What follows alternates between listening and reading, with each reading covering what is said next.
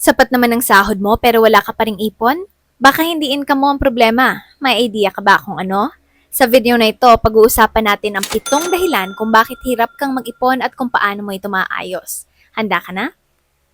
Okay, sahod mo ngayon. Ang saya, di ba? Bayad agad ng mga bayarin, padala sa pamilya mo sa probinsya, bili ng konting groceries, at syempre, hindi pwedeng walang kain sa labas. Deserve mo yan. Kaso teka, kalahati na agad? Ito na lang ba talaga yung natira? 2 linggo pa naman ulit bago yung susunod na payday. Paano na? Kung ikaw yan every sahod mo, ano pa nga namang may ipon mo? Kung malinaw namang hindi ang sweldo mo ang problema, chances are na-experience mo ang ilan sa mga ito. Spontaneous spending. Milk tea rito, food delivery dyan, order ng paisa-isang item na nakita mong naka-flash sale online.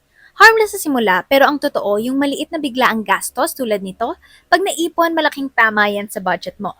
At madalas, hindi sagot yung pagkasyahin na lang kung ano man ang matira sa sweldo. No wonder, nahihirapan ka talagang mag-ipon. Savings na kasi sana, naging money leaks pa. Walang structured budget.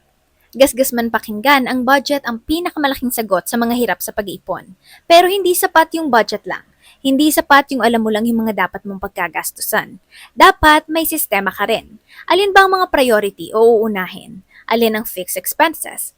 Alin naman ang mga optional lang o pwedeng pagpaliban muna? Ang budget ay hindi nariyan para limitahan ka. Tanda yan ang pagbibigay mo ng halaga sa bawat pisong pinagpaguran mong kitain. Maraming utang.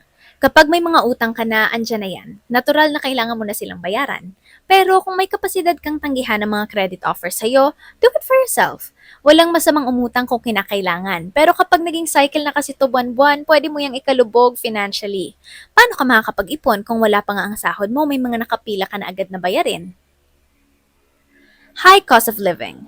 This is something that we generally don't have power over. Minsan, bigla na lang talagang tataas ang presyo ng mga bilihin. Sibuyas, bawang, mga pagkain, pamasahe at petrolyo, tubig o ang kamakailan lang na pagtaas ng singilan sa kuryente. Ilan lamang yan sa mga halimbawa ng pagtaas ng cost of living. Kaya kung hirap ka pa rin mag-ipon kahit nagbabudget ka naman, maaaring hindi na ikaw ang factor kung bakit. No emergency fund. Kung wala kang emergency fund, lahat ng biglaang gastusin ay mauuwi sa financial crisis.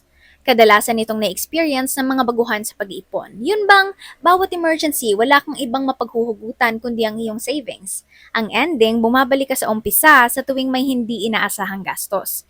Kaya nga mainam din na bago mo simulan ang ipon mo, lalo kung long-term savings ito, buuin mo muna ang emergency fund mo. Pero syempre, pwede mo ring pagsabayin kung kaya naman ang budget mo. Maraming responsibilidad. Breadwinner ka? Malamang ito talaga ang lumilimas ang sahod mo. Lalo na sa ating mga Pinoy, nakasanayan na sa ating kultura ang tumulong sa pamilya. Magulang, kapatid, pamangkin at iba pang mga extended relatives kahati mo pa sa sweldo mo. Ngayong walang mali sa pagtulong sa iba, mahalagang maintindihan mo rin na may direktang epekto ang labis na responsibilidad sa kakayahan mong mag-ipon. Kaya hanggat maaari, subukan mong kilalanin kung alin lamang sa mga nakaatang na responsibilidad mo ang tunay na sayo. Para naman may puwang din ang budget mo sa mga personal goals at savings mo. Optional mag-ipon. Maraming gusto raw mag-ipon pero sa totoo lang wala namang proper mindset para dito. Mag-iipon ako kapag may natira. Pamilyar ba ang linyang yan sa'yo? Kung ganon, alam mo ring ang problema, madalas wala namang natitira. Iyan ang realidad kung optional sa'yo ang pag-iipon. Pero ano ba ang better approach? Simple, baliktarin mo lang. Magtabi ka muna ng ipon saka mo pagkasyahin ang natitirang pera sa mga gastusin.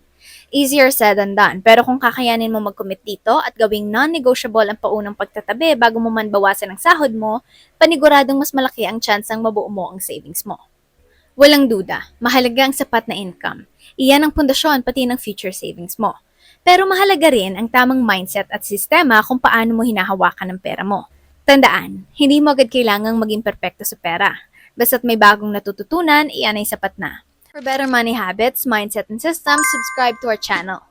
Till our next upload, stay capable!